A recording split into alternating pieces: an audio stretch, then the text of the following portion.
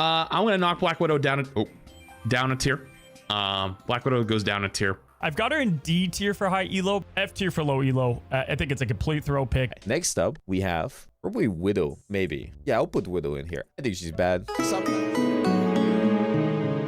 In March of 2024, almost 1 year ago from the time of this video's release, Marvel Rivals launched its first alpha test. The game, understandably, hosted a much smaller roster of just 19, exactly half of our current day roster. The meta during this playtest would have been weird. For starters, there were only 4 supports: Mantis, Rocket, Loki, and Luna. Only 2 of them naturally possessing some sort of defensive ult. And for our 5 tanks, we had Doctor Strange, Hulk, Groot, Penny, and Magneto, only 2.5 of which are shield tanks. And lastly, for our 10 DPSs, we had Iron Man, Spider-Man, Namor, Black Panther, Magic, Storm, Star-Lord, Punisher, Scarlet Witch, and Hela. While it's fairly easy to see where Marvel Rivals was getting their guidance from, NetEase clearly wanted to take the game in a different direction from its predecessor, even from the beginning. For example, where's the sniper? A cornerstone of every shooter to date is the sniper rifle, a historically difficult to balance damage type that centers around high skill expression and lethality at practically every range. For Marvel Rivals at launch, the best you could get was Hela, but I would argue she isn't a true sniper. It wasn't until the game's official Season 0 release in December that we would actually get an entry in this category, in which we would get both Hawkeye and Black Widow. Immediately, these characters found their slots in the metagame, one at the top and the other all the way at the bottom. Statistically speaking, today, Black Widow is one of the worst characters in the game. Her weapon's damage is too low to eliminate any full health targets in one hit, unless you're a Redditor named Bruce Banner.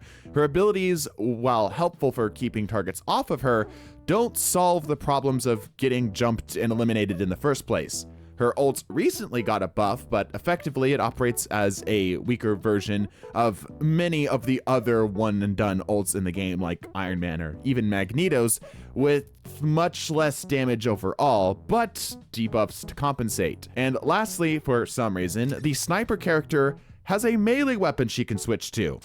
Good luck.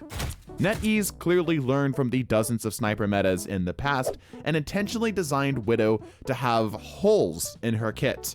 Her lacking one-shot damage can be made up for by even the smallest of damage boosts. Her lackluster defense against flankers can be made up for by positioning near defensive characters, such as Penny's mines. Her ult may not be the best damage-wise, but its subtle warnings can make avoiding its initial blast practically impossible. Black Widow, in theory, is good. But what do the players think about her? Objectivity in ranking characters in almost any game is pretty much impossible. Skill sets vary widely in every rank, and player sentiment is unreliable. Statistics are generally much better, as they can tell us a lot about how well a hero actually performs. Right now, the 5 most hated heroes across all ranks, heroes that are the most banned, are Spider-Man, Groot, Wolverine, Winter Soldier, and Namor. Meanwhile, the 5 least hated heroes, the least banned heroes, are Mantis, Mr. Fantastic, Human Torch, Iron Man, and then Black Widow. Generally, you would expect ban rates to loosely match win rates because players want to remove heroes that disproportionately outperform in the meta. However, the highest win rate heroes for all ranks are Rocket, Magic, Storm, Black Panther, and Spider-Man. Only one character from the ban list and the win rate list are shared, and that's Spider-Man. At least we got that much right. Then on the bottom for win rates, it's a little better. Black Widow, Jeff, Squirrel Girl, Moon Knight, and Human Torch. Here, we at least have 2 of the 5 so-called correct spots for bans in Human Torch and Black Widow, as they're the least represented. But while these characters statistically may be true for most people, the players who end up caring about data like this are not most people. Looking at the top 5% best players in the Celestial ranks and above, we see, that's weird.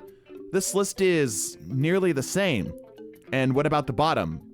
Again, that's eerily similar. We traded Black Widow for Penny and Mr. Fantastic for Moon Knight. Looking at win rates is where things finally start to differ. Rocket has completely fallen off of the top 5, and Black Panther and Spider-Man have been replaced by Adam Warlock and Groot.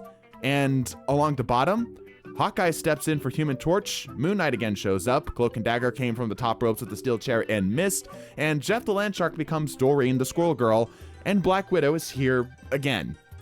If we trust that there is no deeper meaning to any of these stats, universally, 3 heroes are considered the worst, and those are Moon Knight, Squirrel Girl, and Black Widow. This feels wrong to me. I feel like every tier list I see, I will always see not these 3 characters. It'll almost always contain Mr. Fantastic, Iron Fist, and probably Scarlet Witch competing for the bottom. But none of them are in the bottom of either list. So who do the developers think are the worst? Well, while we can't ask them directly, we can look at who they are buffing in Season 2. From our bottom list characters, Black Widow is receiving a small consistency buff, Moon Knight is getting an entire buffet of buffs, and Squirrel Girl is getting nothing, not even a new team up. Yet, when we look at the player-made tier list, all of the bottom tiers, all of them are either getting massive changes or powerful team-ups. I don't know about you, but to me, this seems like NetEase disagreeing with the statistics and agreeing with the players. A minuscule buff to Widow, no buffs to Squirrel Girl, and massive buffs for Mr. Fantastic and Moon Knight. At least we agree on Moon Knight, right? NetEase, I believe, is actually afraid of Widow and Squirrel Girl. I believe that they look at these characters as similar to another game which shall not be named, and realize the metas that they created, and they're looking to avoid those metas.